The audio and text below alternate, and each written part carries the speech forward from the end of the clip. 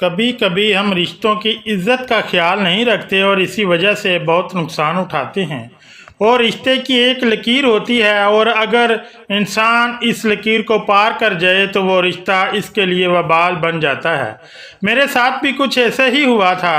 میں ایک رشتے میں اپنی حد پار کر گئی تھی اور اسی لیے بربادی میرا نصیب بن گئی تھی۔ جو کچھ مجھ پر گزر چکی تھی وہ میرے لیے بھلانا بہت مشکل تھا۔ پچھلے کچھ دنوں سے میرا سر درد سے پھٹ رہا تھا اور کوئی دوا اثر نہیں کر رہی تھی۔ میری رات کی نیند نہ ہونے کے برابر تھی۔ میں ساری رات جاگتی اور گھر میں یہاں سے وہاں گھومتی رہتی یا پھر اپنے بستر پر کروٹیں بدلتی۔ جی باٹ کی تڑپ مجھے دیوانہ کر گئی تھی، اس لیے میرے سر میں درد ہونے لگتا۔ میرا دیور عامر جو عمر میں مجھ سے چھوٹا تھا وہ میرا بہت خیال رکھتا اور ہم دونوں کے درمیان کافی بھابھی کے رشتے میں بے پردگی کا فتنہ کار فرما ہوا تھا۔ مجھے رات میں جاگتے ہوئے دیکھتا تھا۔ ایک دن میری تکلیف دے کر کہنے لگا کہ بھابھی میں آپ کے سر میں تیل لگا کر اچھے سے مساج کر دیتا ہوں، آپ کا درد فوراً ٹھیک ہو جائے گا۔ میں آپ کو اتنا سکون دوں گا کہ آپ کو فوراً ہی نیند آ جائے گی۔ اس کے بعد سن کر میں چونک پڑی۔ مجھے لگا یہ وہ ایسے ہی کہہ رہا ہے۔ میں نے کہا اچھا ٹھیک ہے لگا دو، تو وہ فوراً ہی اپنے کمرے سے تیل اٹھا کر لے آیا اور میرے سر میں اچھے سے مساج کرنے لگا۔ ساتھ ساتھ ہی وہ مجھے اپنے دن بھر کے قصے بھی سنانے لگا تھا۔ اس کی انگلیاں تیزی سے میرے سر میں حرکت کر رہی تھیں اور مجھے بہت سکون محسوس ہو رہا تھا۔ اس نے میرے کندھوں کو بھی اچھی طرح دبایا، وہ بھی نرمی سے میرے کندھوں کو دبا رہا تھا۔ میں روزانہ رات کو چائے پینے کی عادی تھی۔ عامر نے میرے لیے چائے بخوبی بنائی۔ مجھے ایسی نیند آئی کہ میں صبح اٹھی۔ واقعی عامر کے مساج میں تو ایک جادو سا تھا۔ مجھے بہت زیادہ سکون محسوس ہو رہا تھا۔ کافی دنوں بعد مجھے اتنی گہری نیند آئی تھی۔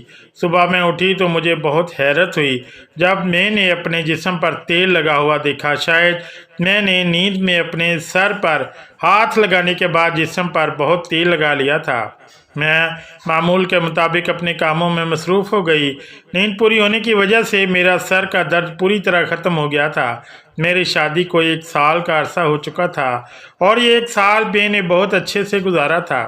جب میں اس گھر میں دلہن بن کر آئی تھی تو میرا دیور عامر ایک 16 سال کا لڑکا تھا۔ عامر کے اندر بہت زیادہ بچپن تھا اور وہ مجھے بالکل میرے چھوٹے بھائی جیسا لگتا تھا۔ میرے شوہر حسن نے مجھے کہا کہ ان کے والد کا بہت جلدی انتقال ہو گیا۔ ان کی اماں بھی عامر پر اور گھر پر بہت کم توجہ دیا کرتی تھی اور حسن تو یہاں راحت ہی نہیں تھا۔ اس لیے حسن نے مجھے کہا کہ میں اب سے عامر کا پوری طرح خیال رکھوں۔ میں نے حسن سے وعدہ کر لیا تھا کہ میں عامر کو بالکل اپنے بچوں کی طرح رکھوں گی اور میں نے اپنا وعدہ پوری طرح نبھانے کی کوشش بھی کی۔ میرا شوہر حسن دوسرے شہر میں نوکری کرتا تھا اور وہ مہینے میں کچھ دن کے لیے گھر واپس آتا تھا۔ باقی سارا وقت میں اپنے چھوٹے 16 سال کا لڑکا تھا جو جوان ہو رہا تھا۔ وہ مجھے عمر میں 4 سال ہی چھوٹا تھا اور اسی لیے ہم دونوں کے درمیان بہت اچھی دوستی تھی۔ میں اس کی ہر چھوٹی سے چھوٹی بات کا بھی خیال رکھتی تھی۔ وہ کالی سے آتے ہی بھابھی کہتا، میرے پیچھے گھومتا لگتا۔ حسن کے یہاں نہ ہونے کی وجہ تھی۔ عامر کالی سے آنے کے بعد میرے کمرے میں آ جاتا اور اس کے بعد میرے حساب سارا وقت گزرا۔ عامر کے ساتھ رہتے رہتے میں نے ایک بات شدت سے محسوس کی تھی کہ وہ حسن کو پسند نہیں کرتا تھا، بلکہ اس کا ذکر آنے پر وہ خاموش ہو جایا کرتا تھا، پھر بات کا موضوع ہی بدل دیا کرتا تھا۔ میں اسے جاننا چاہتی تھی کہ اسے حسن سے کیا مسئلہ ہے، لیکن میں کبھی یہ سوال کر نہیں پائی اور بہت بار مجھے اس کا جواب مل گیا۔ حسن کی اماں سارا دن محلے میں گھومتی پھرتی اور شام ہوتے جلدی سو جایا کرتی۔ اگلے دن صبح سویرے ہی اور پھر محلے میں نکل پڑتی۔ اسی لیے مجھے کبھی بھی ان کی طرف سے کوئی مسئلہ پیش نہ آیا تھا۔ زندگی بہت اچھے سے گزر رہی تھی۔ حسن کے بغیر مجھے رات بھر نیند نہیں آتی تھی اور میں ساری رات करवट बदल कर गुजार देती। कभी कभी मैं आमिर से कहती कि मेरे सर में मुस्तकिल दर्द है, इसलिए वो पहले तो मेरे लिए दवाइयाँ लाया करता था, लेकिन एक दिन आमिर कहने लगा कि आप कब तक सर दर्द की दवाई खाएंगी, इससे अच्छा तो ये है कि मैं आपका मसाज कर देता हूँ, आपको बहुत सुकून मिलेगा। मैंने आमिर से कहा कि मसाज करने से बेहतर है कि कुछ दिन के लिए मुझे अपने भाई के पास भेज दो, मैं खुद ही ठीक हो जाऊंगी। मेरी बात सुनकर आमिर कहने लगा कि अगर आप चली जाएंगी तो मेरा क्या होगा, मैं तो अब आपके बगैर नहीं रह सकता। इसकी बात सुनकर मैं ज़ोर ज़ोर से हंसने लगी थी। वो मुझे इसी तरह की बातें किया करता था। आमिर को वाकई मेरी बहुत ज़्यादा आदत हो चुकी थी। हम दोनों अक्सर घूमने के लिए बाहर चले जाते। वो रात को मेरे लिए आइसक्रीम ले आता और हम दोनों मिलकर साथ बैठते, तब एक साथ मूवी देखते। मैंने दिल की पढ़ाई में भी बहुत ज़्यादा मदद कर दी थी। आमिर मुझे अपना हर मसला बयान कर देता। मैंने आमिर के साथ ख़रीदारी के लिए जाती तो वो मुझे बहुत ही मॉडर्न और फैशनेबल कपड़े लेने पर मजबूर करता। घर में तो वो मुझे दुपट्टा भी नहीं लेने देता था। मैं जब भी दुपट्टा लेकर काम करती तो वो मेरा दुपट्टा खींचकर एक तरफ फेंक देता कि आप इतनी गर्मी में ये पहन कर कैसे काम कर लेती हैं। वो हर बात में मेरी बहुत ज़्यादा फ़िक्र किया करता था। आमिर को हल्के रंगों के कपड़े बहुत पसंद थे और इसलिए जब मैं इसके साथ बाज़ार जाती तो वो मुझे हल्के रंगों के कपड़े दिलाता और इनकी सिलाई भी बहुत ही फैशनेबल करवाता। इसे मेरे कपड़ों में बहुत ज़्यादा दिलचस्पी थी। मैं अक्सर इसे कहती कि इसकी बीवी को बहुत ही खुश नसीब होगी जो इसके शोहर इसे अपनी पसंद के कपड़े डिज़ाइन करवा कर देगा। वो मेरे पास सुनकर कहता कि फ़िलहाल तो आप बहुत खुश नसीब हैं जो मैं आपके लिए इतनी मेहनत करता हूँ। और वाकई मैं बहुत खुश नसीब थी क्योंकि मुझे आमिर कभी भी किसी काम के लिए मना नहीं करता था। वो मेरे तमाम जोड़ों में काटे हुए डिज़ाइन बनवाता। बड़ी बड़ी चूड़ियाँ वाली जीन्स अक्सर मेरी कमर तक झांकने लगती और कमीज़ इतनी कस होती कि कभी मुझे सांस लेना भी दुश्वार महसूस होता, लेकिन आमिर को ऐसे कपड़े बहुत पसंद थे। मैं इसे अपने बच्चों की तरह रखती थी, इसलिए कभी भी इसके पसंद का जोड़ा पहनने के लिए मना नहीं किया था। हल्के गुलाबी रंग का जोड़ा पहनकर एक दिन मैं किचन में काम कर रही थी। घर में बहुत गर्मी थी और मेरा पूरा जिस्म पसीना पसीना हो रहा था। मैंने लापरवाही से सब कुछ उठा हुआ था और मैं दुपट्टे से बगैर जल्दी जल्दी खाना पकाने में मशगूल थी कि जब अचानक ही आमिर पीछे से चला आया। मुझे देखकर कहने लगा कि आज तो आप बहुत हॉट लग रही हैं। इसके इस लहजे से मैं शर्मिंदा हो गई और जल्दी से अपना दुपट्टा ढूंढने लगी। तभी आमिर कहने लगा कि भाभी मैं तो मजाक कर रहा था, आप आराम से अपना काम करें। और वो हंसते हुए निकल कर चला गया। हसन मुझे मिलने मेरे पास वापस आते तो आमिर इनसे बहुत ही कम बात करता और सारा वक्त पढ़ाई में मगन रहता। हसन बहुत खुश थे कि आमिर बहुत मेहनत से पढ़ाई कर रहा है और मैं भी इन दोनों हसन के साथ इतनी मगन होती कि मुझे आमिर का बदला हुआ रवैया भी महसूस ना होता। हसन बस कुछ दिन ही मेरे साथ गुजार कर वापस चले जाते और आमिर फिर मेरे साथ बहाने की तरह ही पेश आता। वो मेरे मामले में बहुत ज़िद्दी सा हो गया था। वो चाहता था कि वो इसे जो कुछ भी कहे मैं फ़ौरन इसकी बात मान लूँ। इसके दोस्त की भाभी की शादी थी और वो मेरे पीछे पड़ गया था कि मैं भी इसके साथ चलूं। पहले तो मैंने मना कर दिया, लेकिन जब इसका उतरा हुआ चेहरा देखा तो मजबूरन मेहमान बन गई। लेकिन मैं सोच रही थी कि इसके दोस्त की भाभी की शादी में मैं जाकर क्या करूंगी, लेकिन वहां जाकर तो मुझे बड़ी हैरानी का सामना हुआ। आमिर के सभी दोस्त मुझे बहुत अच्छी तरह से जानते थे और इस तरह मिल रहे थे कि जैसे हम पहले भी बहुत दफ़ा मिल चुके हैं। एक दोस्त कह रहा था कि आमिर हर वक्त आपका ही जिक्र करता है और वो आपकी बहुत तारीफ़ करता है। वो सब मुझे मिलने की ख्वाहिशमंद थे और मुझे मिलकर बहुत खुश हो रहे थे। वापसी पर मैंने आमिर से पूछा कि तुम अपने दोस्तों से मेरे बारे में ऐसी कौन सी बातें करते हो जो सब मुझे इतनी अच्छी तरह पहचानते हैं।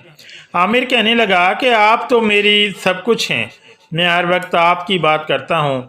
इस वक्त मैंने आमिर की बात का मतलब समझ ना पाई थी, लेकिन जिस दिन मुझे इसकी बात का मतलब समझ आया मेरे कदमों तले से ज़मीन निकल गई थी। आमिर रोज़ रात को ही मेरा मसाज करने लगा था और मैं सुकून की नींद सोने लगी थी। लेकिन जब अगले दिन मुझे अपने जिस्म पर चिप चिप तेल के निशान मिलते तो मैं हैरान हो जाती और इसीलिए एक रोज़ मैंने अपने कमरे में कैमरा लगाया और आमिर से मसाज करवाने लगी।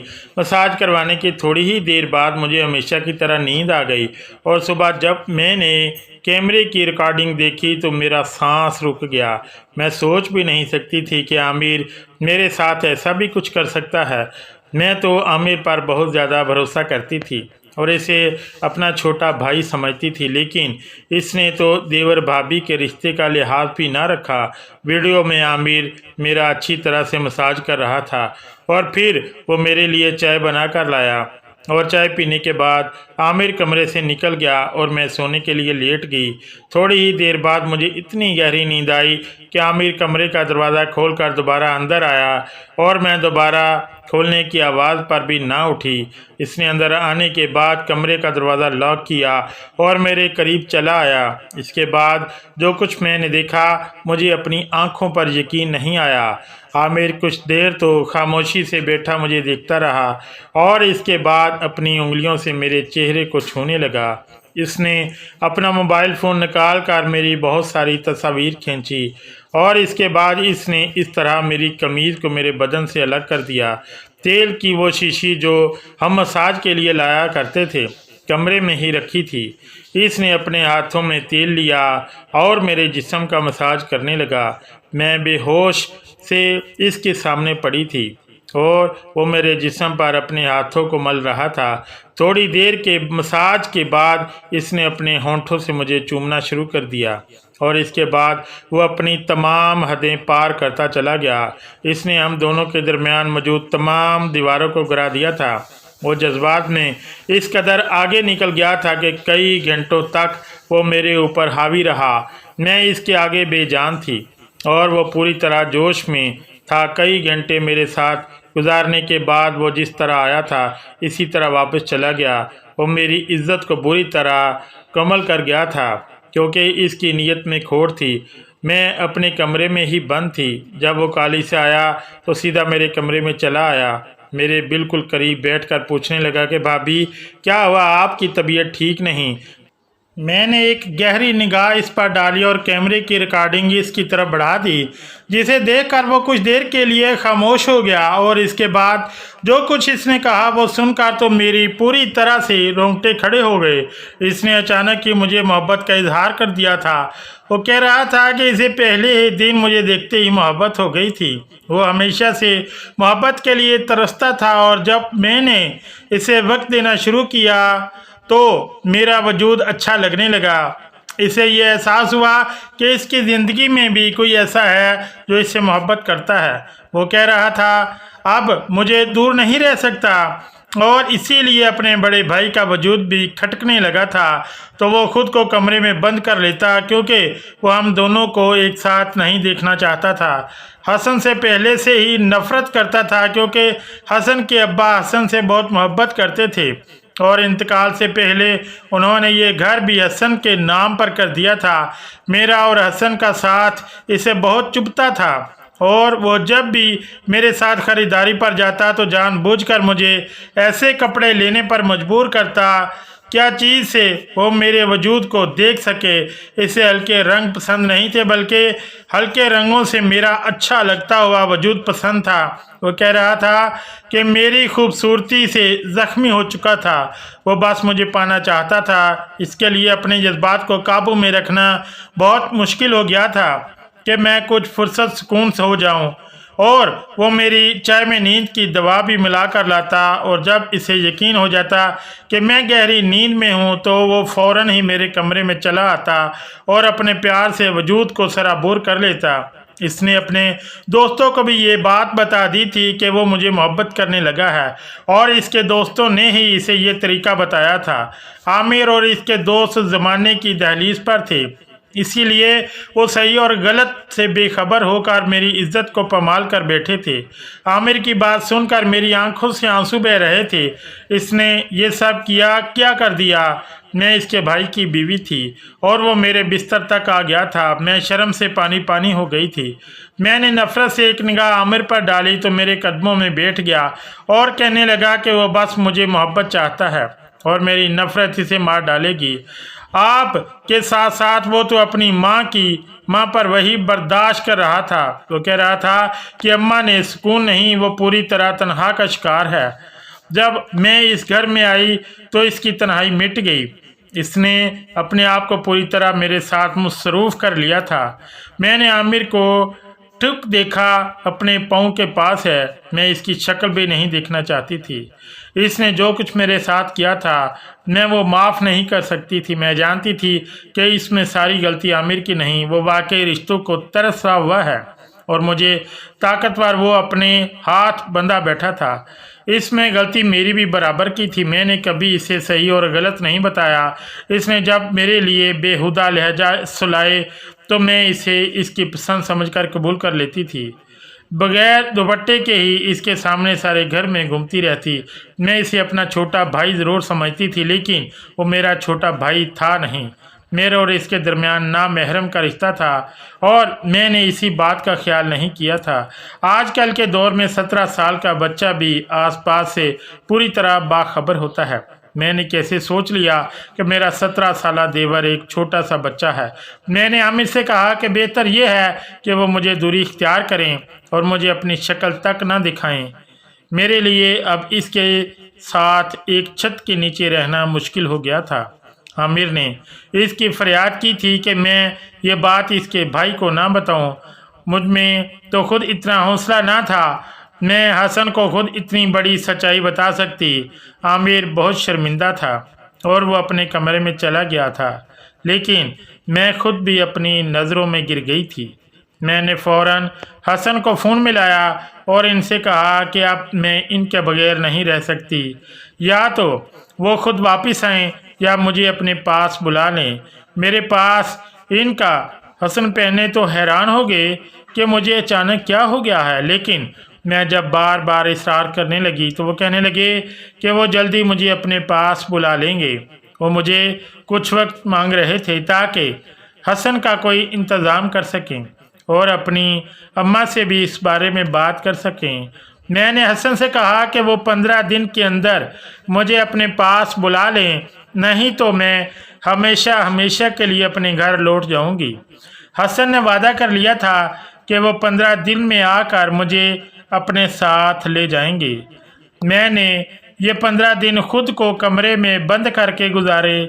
मैंने आमिर की शक्ल तक नहीं देखी और जो कुछ हो चुका था मैं इसे पूरी तरह भूलना चाहती थी। मेरी सास को अब भी अपने घर का होश न था।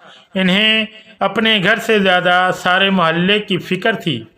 अगर वो दूसरों की खोज में रहने की बजाय अपनी औलाद का ख्याल रखती तो शायद आमिर बेरा रवैया का शिकार न होता। आमिर अकेलेपन का शिकार होकर अपने रास्ते से भटक गया था। और रिश्ते की एक हद होती है और मैंने अपने और आमिर के रिश्ते की इस हद को भूल दिया था। अब मुझे एहसास था कि मैं इस घर में एक नामहरम के साथ मौजूद हूँ और मुझे अपने आप को इससे थाम कर रखना था। कभी कभी हम बहुत सी चीज़ों को बहुत छोटा समझ लेते हैं, लेकिन वो इतनी छोटी नहीं होती जितनी के बाज़ाहिर नज़र आती हैं। मुझे अपने दुपट्टे की कीमती होने का एहसास आज हुआ था जब मैं लुट चुकी थी।